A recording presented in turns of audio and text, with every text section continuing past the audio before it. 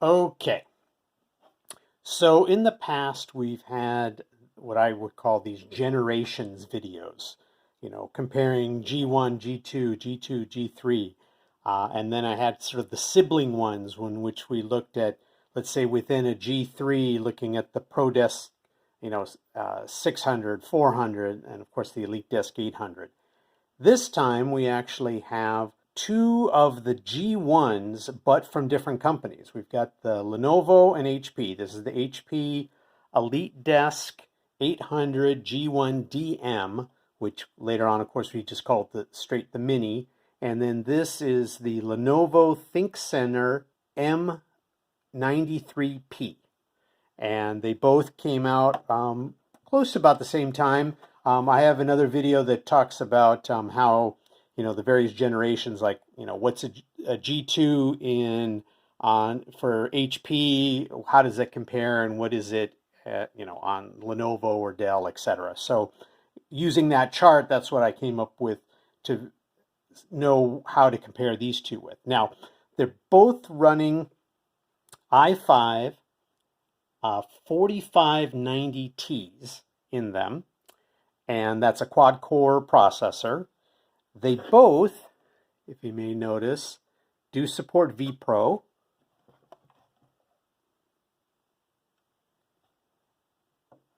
And there's lots of similarities between the two. So I want to go over those. I want to show some of the insides, compare those, maybe do some specs in terms of speed, in terms of power draw, just so that way if you're trying to figure out, which one to go with, or maybe you really like the G1 and just curious to see what else is out there, or hey, am I getting the best thing, the best bang for my buck, so to speak. So let's look first at the front of these units. So EliteDesk likes to tell you exactly what you got right up front. Really doesn't say much on here other than it's ThinkCentre, and you notice that it's kind of turned the other way. Lenovo has been real hot on getting people to use their units like this in terms of how they're set up. Both of these have two USB in front. Both have the microphones, the headsets, that sort of thing. Neither of them have USB-C. We've got power right here. Lenovo's got a pretty interesting power supply. I'm going to show that in a little bit. Both have at least one display port that comes standard. They both have VGA in this case. EliteDesk has 4 USB. This has 3. This one primarily is used for connecting to, let's say, an external DVD drive. Lenovo does have this port, which allows you to change this. Right now it's set for HDMI. You could put another display port in here. You could put another USB. You could even do serial.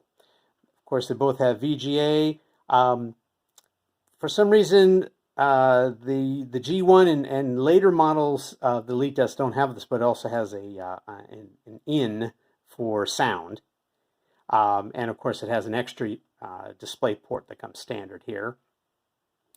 The Lenovo has the antenna. My particular G1 that I'm using here does not have an antenna. Normally it would go right here. Both units will have 2 antennas internally. The other ones are always in the front. So they both would have a secondary antenna in the front. This one actually you would hook up an external, you could kind of screw it in if you wanted to get extra bandwidth, I guess. They both have the 1 gigabit Ethernet. They're both Intel. Interesting enough, I just noticed I hadn't seen before, but I guess what you'd call it, the click tab for the when you put in the network cable on the EliteDesk, it goes on the bottom, and if you notice here, it would go on the top. I'm not quite sure the rationale for that, but that's what they decided to do. Let's compare kind of the sizing of the two. So if we sort of line them up by one of the corners, you can see that the EliteDesk, excuse me, not the EliteDesk, the Lenovo is just ever so slightly larger on both the width and the length there. Sort of thickness, oh, I guess maybe a Lenovo might be a little thicker there. Let's look at the bottoms. EliteDesk already has the holes for the VESA mounts. With the Lenovo, you actually kind of put it into the sort of cage in order to do it, and it screws on and attaches to these two back here. Both units come with a lot of information on the back, you know, the model, the power draw, machine type, etc. Likewise with the G1 serial number, the fact that the G1, you know, business PC, power draw. This is drawing 19.5 volts, 3.33 amps. The Lenovo is the 20 volt, 3.25 amps. And just like I got very obsessed, or am obsessed with making sure I have the right power adapter, had to do some research to make sure I got the right one for this one to add. And I'll show you that in a little bit. They both, looks like they've got Windows 8 Pro license built in, so you can go with that. Most likely you should be able to take both of these and upgrade to at least Windows 10. To get inside, EliteDesk has the traditional thumb screw, but the Lenovo, unfortunately, has an actual screw Phillips head right here. And you got to be careful because it's real easy to lose it because it, you know, it's just sitting there. So we'll kind of put that to the side so we don't lose it. It would open up pretty much the same way. This one's a little bit there, a little stiff. Just to show you the insides of the two. HP, you know, they like to sort of repeat the information as far as, you know, serial number and model. Lenovo, it's pretty standard, kind of blandish on there. I wanted to show the differences in the power supplies. This is pretty much your standard 65 watt HP power supply. This is the 19.5 volt, 3.33 amps. This one happens to have the right angle connector, but you know, works the same. This is the Lenovo one that they seem to use on a lot of units. This one is 20 volt, 3.25 amp, and it has this kind of connector at the end. Now we can look at the insides and start some of our comparisons there. Put them pretty close. They both kind of use this older style of SATA connector, where it actually kind of goes into a port on the actual motherboard, same as here, as opposed to later. I'd have to look on the later Lenovo's whether they started going with the ribbon like the G2, G3s go on there. But they both will use the SATA drives on here. The cages are different. Let me take out this cage and compare it and show you what looks like difference to that one. This cage, in order to take it out, is you've got to take these two screws, and these two screws look very much, and I think they're swappable with the one that you use to open up the case. I know I've probably already moved them around a couple times. You kind of slide it down. You got to be a little careful. There you go. because you're still connected to the antenna. So with the Lenovo cage,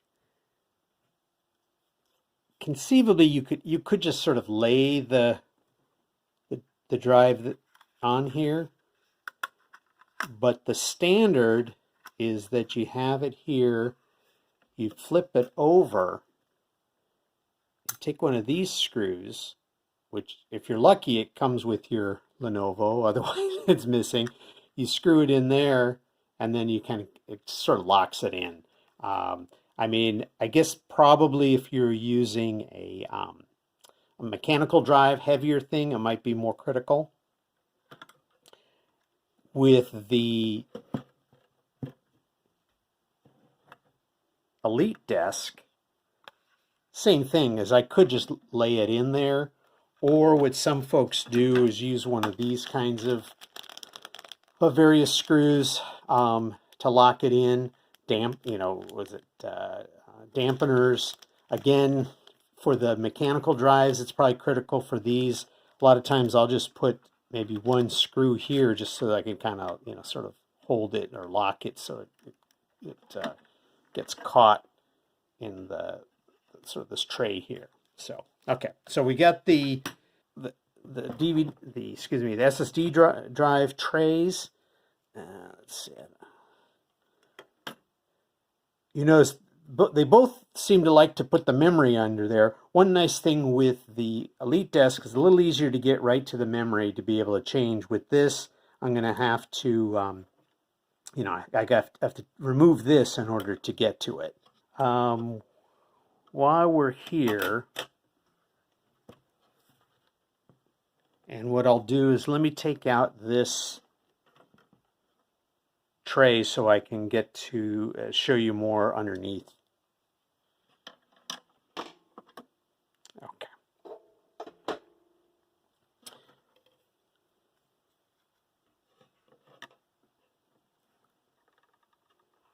Lenovo, for its Wi-Fi, uses I don't know what you call it, maybe a half-size card mini PCIe adapter, and that fits in there.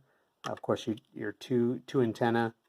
By standard, it only goes up to N as opposed to AC. Same with the G. It didn't support AC, but you can always get on. Because this unit didn't come with antenna, it didn't come with Wi-Fi, but this is where you would put your M.2 Wi-Fi cards. So you would put it here. Now that also means that you could get one of those nifty Wi-Fi hard drive adapters and use it with this to add another drive to the system. Okay, let's look at fans and heat sinks. So right away, you'll see with this guy, he's got the nice kind of copper on the outside. And then in order to get into here, we've got to remove the fan, and then we can actually get into the heat sink and underneath. So let's give that a try. Okay, to remove the fan, we've got a couple screws here. Well, actually, right here we have to first. I'm going to need a smaller. 3 screws to remove. 1, 2, 3. Reminds me a little bit of the G3 65 watt hard drives ones. So just move this over to the side slightly. Okay. So once that's, then we can get into here. But one thing we also need to do is we've got to, there's a couple things here. We need to remove this down here. This is the, chassis, detector to see whether it's been opened. So we have to kind of disconnect that. And then we need to take these screws out.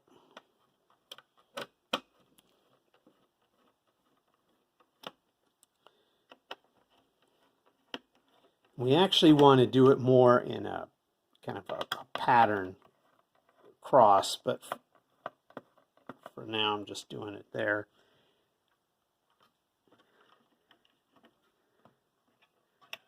And then we can pull and detach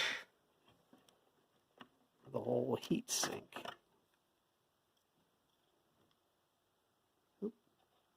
That's right. I forgot. This thing has to come off. It's, oh, and I'm getting,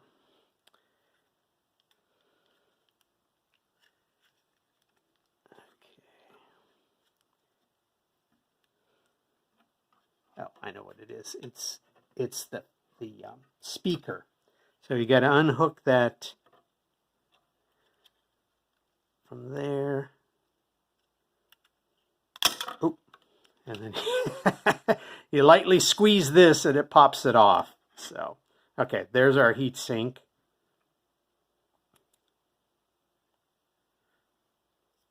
Pretty interesting with the, takes kind of to the extreme. You got the fan sort of in the middle working it. Okay. CPU. Okay, we'll take this off. As you may have noticed, I'm not quite as adept at the Lenovo's as I am with the EliteDesks. Although you could say, well, I don't know if you're that adept at the EliteDesk, but I had more practice with the EliteDesks, so I kind of know the ins and outs. But I'm sure for the Lenovo enthusiasts out there, a lot of this is second nature. So we'll take, okay. All right.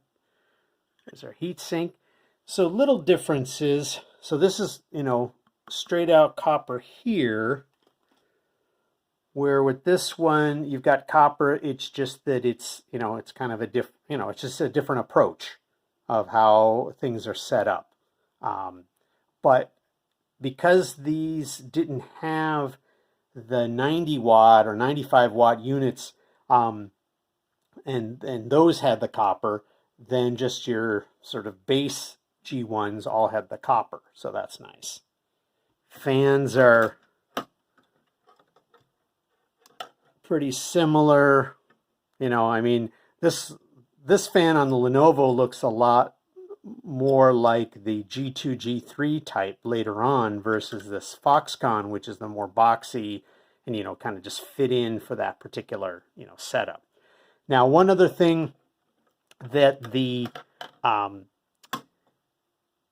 G1 has, and underneath here is where we would find, and I might as well go for it, we would find our M.2 connector for an actual drive.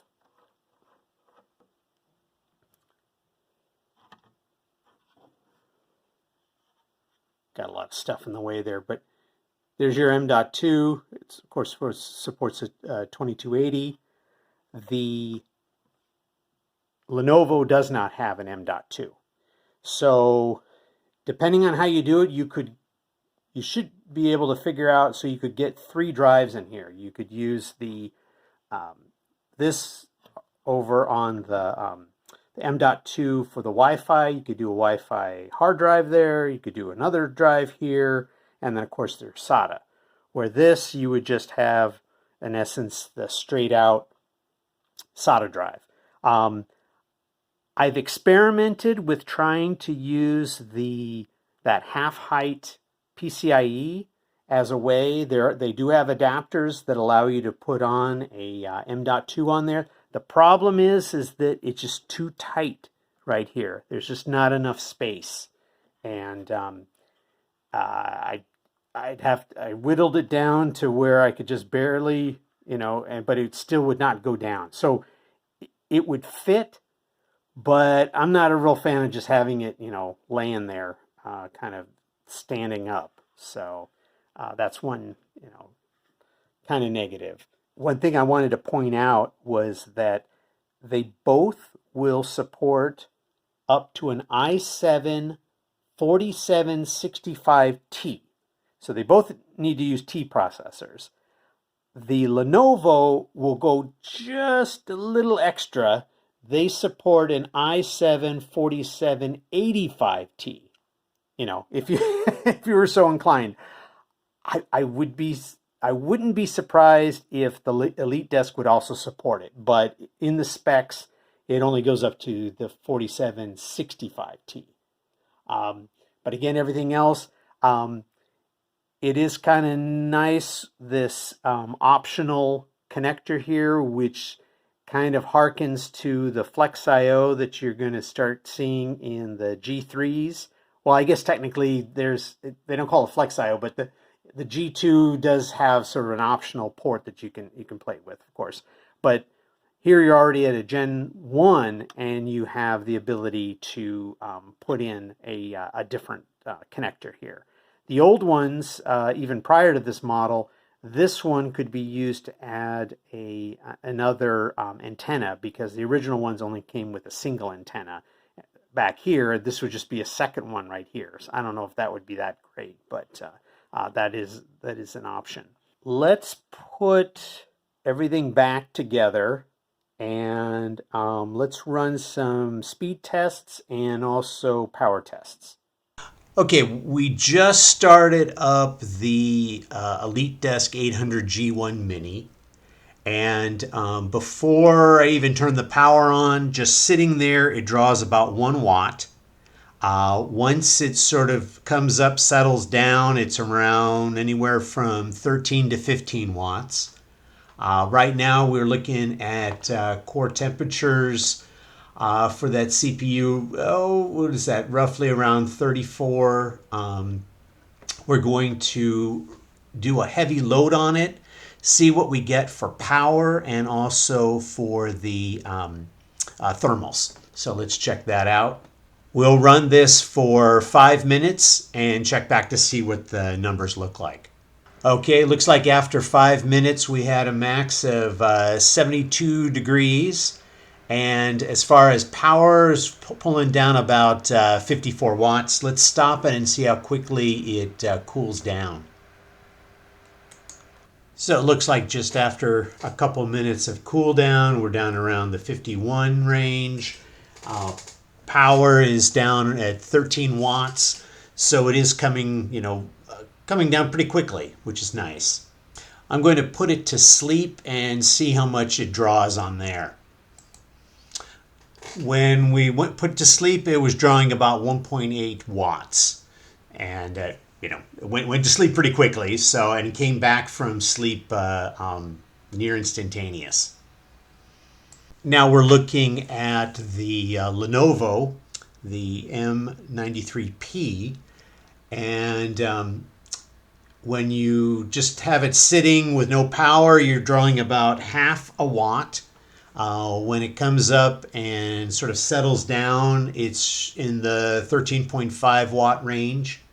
And if we look at temperatures, pretty good, around the 42.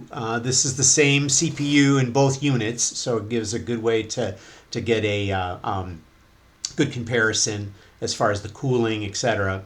Looks like it's going up a little bit as we're sitting here.